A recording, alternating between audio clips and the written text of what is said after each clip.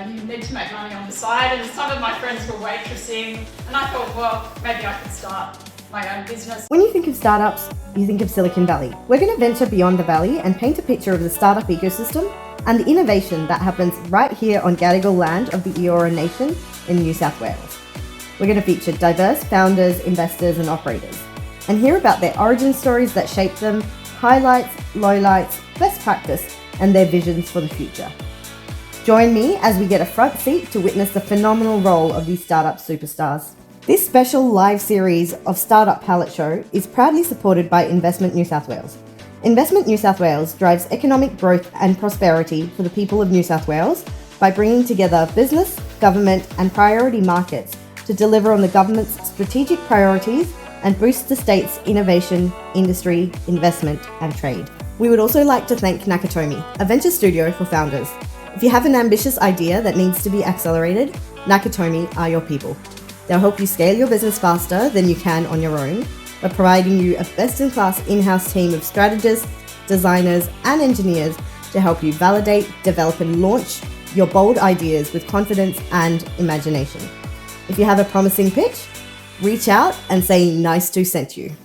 Let's get started. Welcome to Nice2's Startup Palette Show Live. I'd like to introduce the lovely Michelle Deaker. Welcome. We heard about Dr. Michelle Deaker's amazing frisbee and 1 billion funds under management. I love that those two sentences are together. We're going to unpack more of your journey and I can't wait. So let's get started. Okay, great. So you grew up with a very entrepreneurial family. How were the dinner table conversations growing up? I was very lucky to grow up in a family that was very entrepreneurial. My great uncle founded SPC. My grandmother went on to found a dancing school that had thousands of attendees at the times, back in the day when the big balls happened. And so she became a successful female entrepreneur, and then my mother built a school. And so around the dinner table, the discussions were always about business. My father ran an engineering firm as well. So I got to learn and understand about business, and part of that was, first of all, understanding that nothing's ever really achieved without hard work. And I think that's always been something very fundamental for me. But I also learned to understand how to balance the risk-reward equation, because they were always having to take risks and make decisions to drive their businesses forward. And that was a great platform for me to become an entrepreneur from. But after all of those dinner table conversations, you did a major in physics. What was that transition like, and why did you choose a path of science? Yeah, look, I was always good at maths and science at school. So going on to university, it seemed like the logical thing to do. And like most young people, I wasn't really sure what direction and path I was going to take with my life. So I ended up doing a double major in physics and chemistry, which at the time was quite unusual, particularly a distinction physics degree for a woman and doing a double major. And it was a pretty male-dominated environment actually at the time. That's a common thread in your life. You also were part of the world team representing Australia for the Ultimate Frisbee Championships. Woohoo! And the only woman to be a part of that team. Yeah, that's right. I was actually what they call a dingo, because the men's team were called dingoes, but I went to the Australian National Championships, and at the time the National Championships were mixed for Australia, whereas internationally they played men's and women's teams. And they decided that they were only going to send a men's team to the World Championships, and I turned up and I managed to be the top scorer, and the selectors decided that I should be sent with the men's team. And as a result of that, to this day, apparently the World Championships are now played mixed.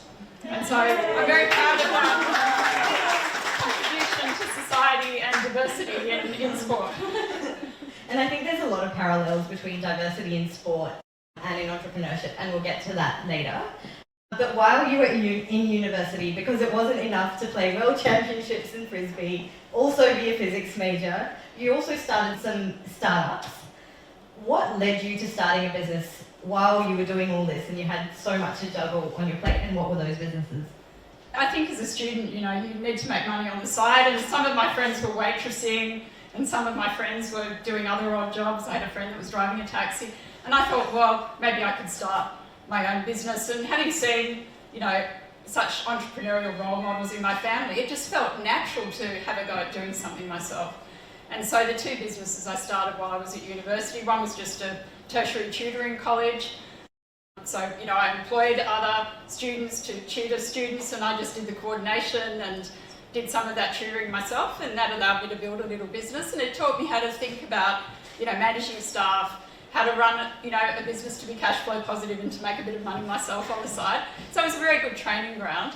But then I went on, when I was doing a PhD, and actually I had a baby at that stage, and my mother with her school got a grant to put technology into performing arts. And she said, well, Michelle, you're not doing anything. And I said, no, well, not really. I'm writing up a PhD and I have a 9-month-old baby, but I guess I'm not really doing anything. And in my family, the rule was that, busy people always have more time. And so consequently, there was an expectation that I would find the time. But of course, as I started thinking about that, I thought I could do this so much better if I was running a technology business. So I set up a technology business, did that as my first contract, and then I went on to actually do contracts for a whole lot of schools, putting technology into, all their applications, everything from language labs to, other areas of technology. And then I started getting clients in architecture and engineering, and so that business built. But one of the things with that was that it was a business which was sort of margin on headcount. And as an entrepreneur, I was thinking, well, I can sort of grow this, but how do I build a business that's going to have a lot more scale? And that was always going through the back of my mind when I was running that technology company. We were doing some bespoke coding for people as well, and it was starting to expand, but I didn't really have a scalable product company, and that's what I really thought I wanted to do. And so what led you to start Ecom Industries? It was the time of the dot-com one phase. E-commerce was going to be the big Christmas. I was looking around for opportunities, and I was thinking about doing an e-store, and I was starting to offer a very clunky version of an e-store where people could buy technology, computer hardware and software. And then my mother-in-law got a gift vouchers for Mother's Day, and my husband turned around and said, oh, gift vouchers online? What about that? And I just said, best idea you've ever had. And I went home that day, and because I'd been in the internet space, playing around with the technology, I brought all the domain names globally around gift vouchers, and that led to the start of what was probably Australia's first fintech company. A career of firsts, which is incredible. You pioneered the way in a lot of ways. You took Ecom Industries to other markets, UK, South Africa and New Zealand. What was it like taking it to those markets, and why did you choose those markets in particular? New Zealand was just a natural adjunct to Australia, so we got to a point where we were really putting the technology into just about every major retailer in Australia, and we were integrated with just about every bank in Australia as well. And so New Zealand was an obvious market because most of the New Zealand banks were owned by Australian banks, and they had very similar technologies. So we were able to implement the New Zealand market very quickly. We did that quite early in the piece. And then we really went offshore off the back of customers, which is a really great way to expand your business, particularly as an entrepreneur, because it's sort of low risk. You've got a paying customer as you're going into the market. We really went into the UK off the back of a few big international retail clients that we had. And then South Africa was actually because some of the Australian banks were in dialogue with some of the South African banks, and they approached us about implementing our technology there. So that was sort of the transition of the business into a more global operation. Our business was becoming global, and we attracted interest from a UK publicly listed company who came and opened discussions initially to be a partner, and then they put forward an offer to acquire the company. And you were one of Australia's earliest fintechs, if not the earliest, and definitely the first woman fintech founder, so the first fintech founder in Australia. What were some of the challenges that came along with that?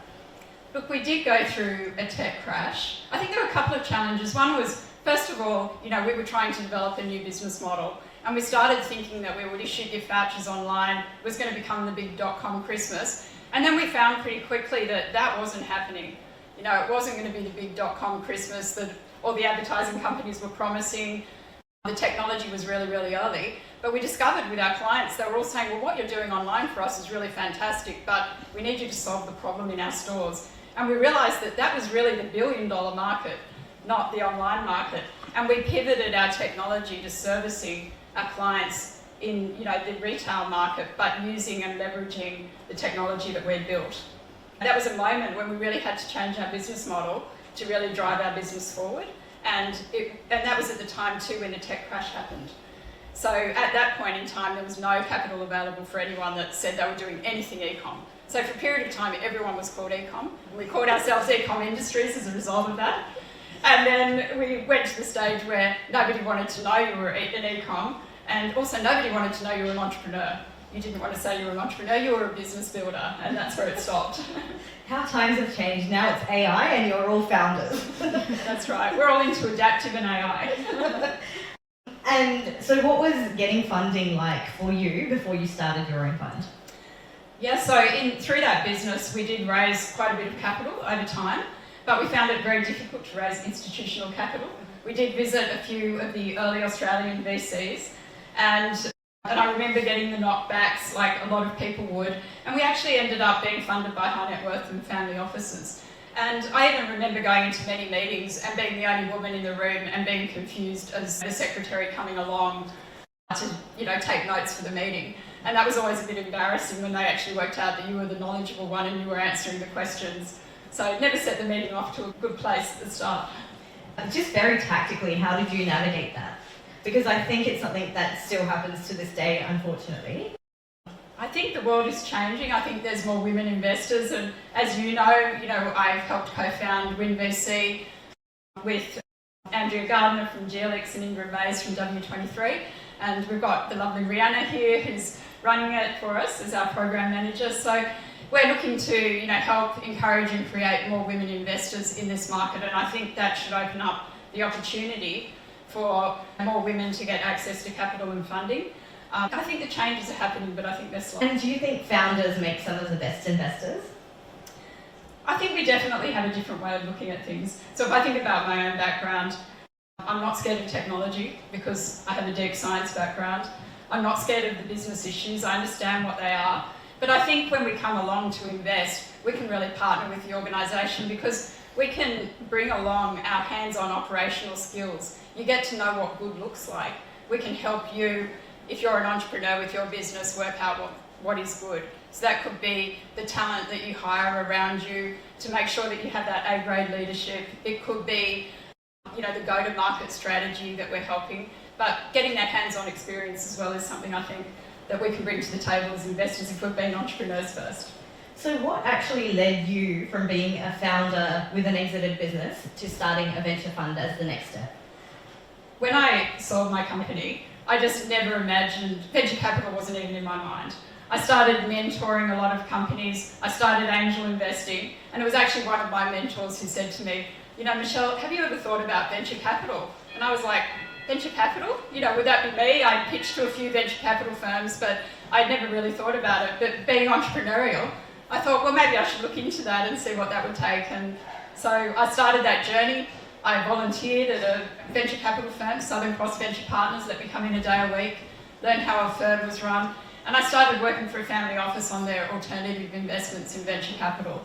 And so I really started learning the investment side to complement my skills in building and growing businesses. And once again, a first. You were the first woman in the Southern Hemisphere to found and run a venture capital firm. So that's just absolutely incredible.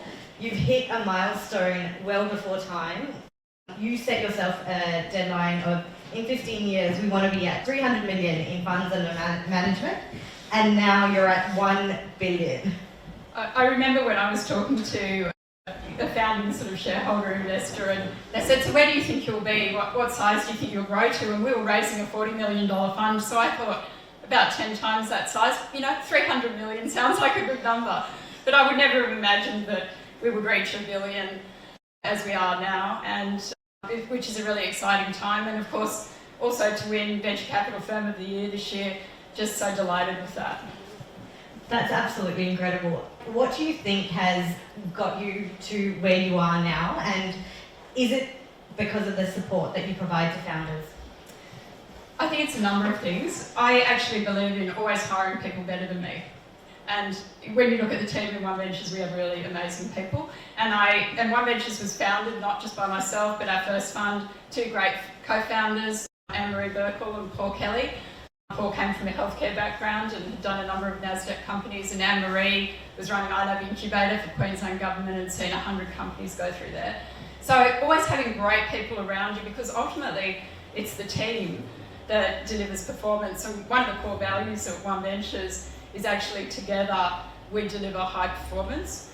And also another core value, and what I think is really important, is diversity within that team, because everyone brings a different thing to the table and contributes differently. And we say in OneVentures that diversity amplifies our success. Absolutely, and I'm a big believer in that. How have you made sure at every stage, like now you're 1 billion funds under management, when you started you were brand new, creating space for other women to play and operate in this space as well. How have you made sure throughout the entire journey to make diversity a key pillar? I think we've always thought about it very hard as a firm.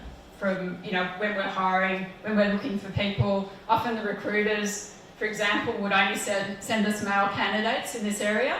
And of course, probably there are more male candidates, but I just believe you've got to tell me that 50% of this population, in that 50% we can't find great people and great investors. And so that's always been really core to us. And thinking about talent and the talent pool, and so much great talent in having a diverse community, because ultimately I believe that improves performance. Absolutely. I think non-homogenous teams are the best for performance. The thought processes and everything it brings.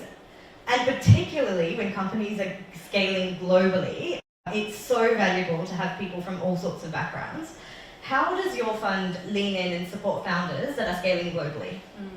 So obviously from OneVentures perspective, we actually have backed quite a lot of female founders, so it's really great to help them with their businesses as well as our other founders. And things that we bring to the table as a firm, as well as the capital, is we obviously sit on the board of the companies. We help the founders create governance and become institutional grade companies, because ultimately at the end of the day, you probably want to sell your company to a major offshore strategic buyer or potentially to a global growth manager as you scale, or to attract those big offshore investors. And we know how to make your business look great at that level and with good governance. We know how to help you get your international sales programs going, and that can be everything from looking at the market, helping you with market research so that you understand the market you're going into. You may need to adjust your product market fit, you may need to adjust your pricing and packaging or your specific go-to-market for that market. So we can help you do the analysis, we can help you choose what are the best markets to go into.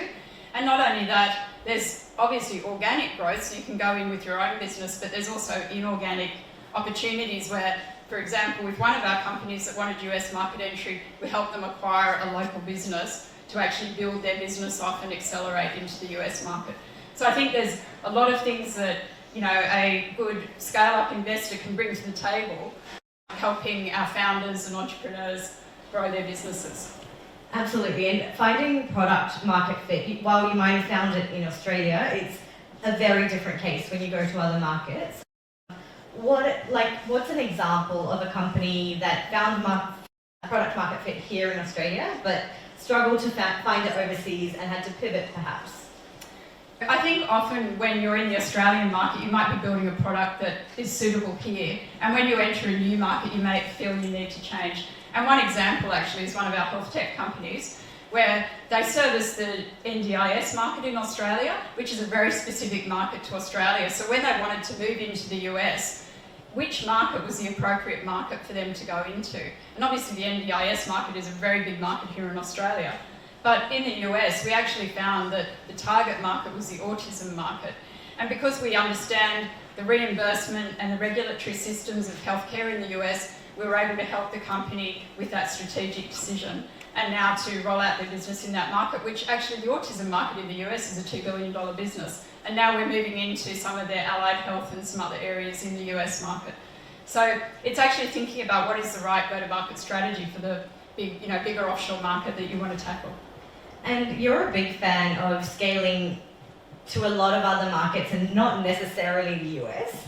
Why is that in particular, and what do you think the other markets offer that the US is maybe a later step? I think a classic example would be Employment Hero, which many of you know is now a multi-billion-dollar company, and I'm very glad to have had the opportunity to chair the board of that company from its Series A right through to last December when it was almost a $2 billion company. But with that company, we actually made the strategic decision not to go to the US. So Employment Hero is an HR legal services platform, and it does all your onboarding right through to payroll management.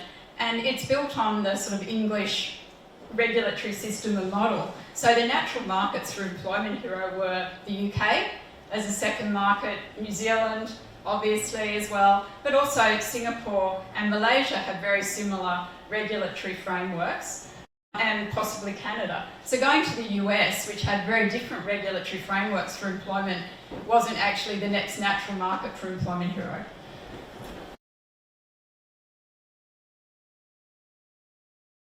That makes a lot of sense, and something absolutely founders should be thinking about when they're thinking of scaling globally. Now, your next year is 15 years. Where do you hope to be by next year? Oh, look, gosh, we obviously we're passing $1 billion in funds under management, but I just want to see OneVentures continuing to do what it's doing really well, and that's supporting our founders and our entrepreneurs as they grow their businesses, and seeing some of those continue to go on to be great success stories. And just to name a couple of those other success stories, you know, Vaxxus is a vaccine patch that's going to remove needles for vaccination, and they've got now 9 major vaccine programs coming through on a patch instead of a needle and syringe, and the company's now valued at over $1 billion. But an amazing, you know, innovation and transformative company. So helping our transformative companies and entrepreneurs to really reach their market dreams is what I hope for next year. That's beautiful, and I can't wait to see more of those businesses reach $1 billion or more. How much of your life did you create, curate, or chance upon? This is a really interesting question, because I think chance is actually where there's, you know, maybe an idea or an opportunity. We all have the opportunity to either choose to take that opportunity or not. So I think chance is actually choice. But when I think about create and curate, that's definitely more about how I think about my life. So I've looked at opportunities and I've made choices to take those opportunities, but I think it's in the creation and curation, it's like when preparation meets the opportunity, that things have really grown in my life. Just like this podcast, I've been wanting to have Michelle on the podcast since I started last year, and I've been wanting to do a live show, and both have come together by choice, by chance, by creation and curation. Thank you so much, Michelle. You are very, very inspiring and definitely a pathbreaker that has helped create so much room and opportunity for all of us. Thank you. Thanks for tuning in to the Startup Power Show. If you had a blast listening to this episode, come on board and join our incredible cheer squad. Spread the startup love by sharing the episode with your friends, leave us a review, or drop us your valuable feedback, comments, or burning questions. Stay tuned for our next episode, where we'll shine the spotlight on another startup superstar. I'm Preeti Mohan, and I look forward to seeing you next time.